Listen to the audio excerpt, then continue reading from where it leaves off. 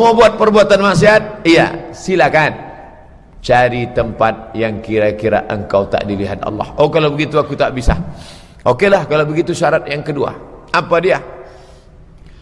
Idza aradta an ta'siyallaha, kalau kau mau melakukan perbuatan maksiat, ya, lakukanlah dia di mana? La ta'sillaha fi ardih, la ta'sillaha fawqa ardih. Jangan kau lakukan perbuatan maksiat di atas bumi Allah.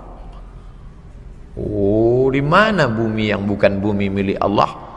Kalau kita lewat di jalan Parit Indah, saya dari Panam masuk Bukit Barisan, masuk Bukit Barisan ini sebelum sampai melewati beberapa jalan banyaklah tanah kosong, tanah milik Dr. Polan, tanah milik Pak Polisi, tanah milik Insinyur Pulan.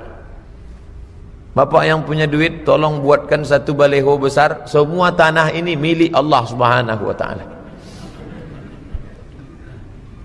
Betul, itu milik kita. Tapi semua jalan, tanah ini, tanah aspal, tanah, semua tanah ini Allah SWT.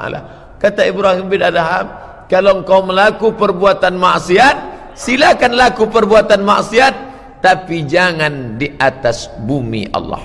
Di mana? Tak ada bumi ini yang bukan milik Allah. Alam takun ardullahi wasi'atan. Apakah engkau tak tahu bahwa bumi Allah ini luas?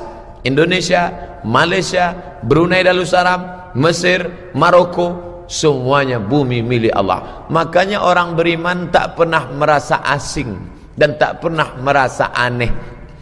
Kalau sudah merasa di atas muka bumi Allah, maka tak pernah melakukan perbuatan maksiat. Yang kuinjak ini adalah milik Allah Subhanahu wa ta'ala. Bapak Ibu yang dimuliakan Allah, cerdas Ibrahim bin Adham. Tapi tentu kecerdasan itu dapatnya dari mana? Connect antara hati dengan Allah, maka muncul ilham. Wahyu sudah putus. Nanti kalau datang orang, izinkan aku berbuat dosa Pak Ustadz. Mau buat dosa? Iya, buatlah dosa kira-kira di tempat itu bukan milik Allah. Ini rumah saya nih, yang bangunkan saya. Security-nya ada di luar. Siapa mau nengok saya? Dibaca habis subuh sekali, habis solat subuh sebelum matahari terbit sekali, dibaca setelah solat asar tenggelam matahari, petang pagi, maksurat. Di antara ayat maksurat, lillahi ma fis samawati wa ma fil ard. Apa yang di bumi, apa yang di langit punya Allah, bukan punya engkau.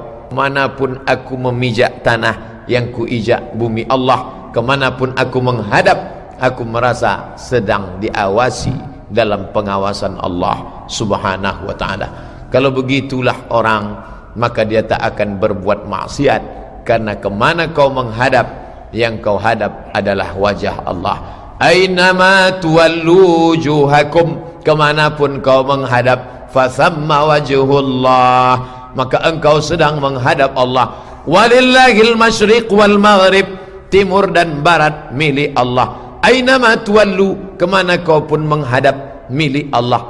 Maka dimanapun kau memijak tanah, itu adalah tanah milik Allah. Kalau kau mau buat maksiat, kata Ibrahim bin Adham, carilah tanah yang itu bukan milik Allah Subhanahu wa ta'ala. Tak akan jumpa.